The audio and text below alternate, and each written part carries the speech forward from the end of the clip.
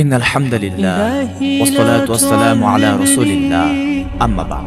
বন্ধুদের সাথে যখন আড্ডায় বসি আমাদের ঘন্টার পর ঘন্টা চলে যায়, আমাদের কোনো খবরই থাকে না। ফেসবুকে কিংবা ইউটিউবে সময় কোন দিকে যায় আমরা বুঝতেও পারি না। টাইমলাইনে স্ক্রল করতে করতে একের পর এক ভিডিও দেখতে দেখতে কখন যে রাত শেষ হয়ে আসে আমরা বুঝতেই পারি না। কত ঘন্টা কত দিন আমরা অর্থহীনভাবে নষ্ট করি। দুনিয়ার সব কাজেই আমরা বসতে পারি, কিন্তু 2-4 মিনিটের জন্য সালাতে দাঁড়াতে আমাদের ভীষণ কষ্ট হয়। 10 মিনিটের জন্য কোরআন তেলাওয়াতে বসতে আমাদের মন সায় দেয় না। এমনকি দুটো ঠোঁট নাড়িয়ে বার কয়েক আল্লাহর জিকির করব এই তাওফিকও আমাদের হয় না। আমার ভাই আমার বোন, বলুন তো কেন আমাদের এমন হয়? 3 ঘন্টার একটা মুভি চোখ না সরিয়ে দেখতে পারি, কিন্তু 5 মিনিটে কোরআনের একটি পৃষ্ঠা কেন তেলাওয়াত করতে পারি না? দিনব্যাপী ওয়ানডে ক্রিকেট ম্যাচ আমরা দেখতে পারি, কিন্তু 10 মিনিটের জন্য মসজিদে গিয়ে কেন সালাত আদায় করতে পারি না? বন্ধুদের সঙ্গে ঘন্টার পর ঘন্টা আড্ডা দিতে পারি, কিন্তু 10 মিনিটের জিকির করতে কেন আমাদের মন সায় দেয় না?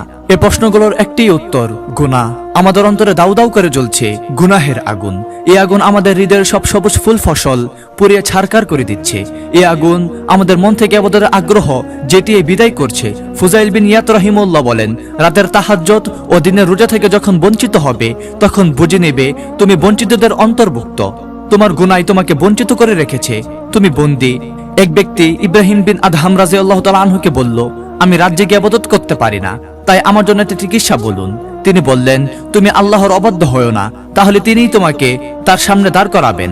কারণ রাতে তার সামনে দাঁড়ানো অনেক বড় সম্মানের বিষয়। গুনাহগার সে সম্মানের অধিকারী হতে পারে না।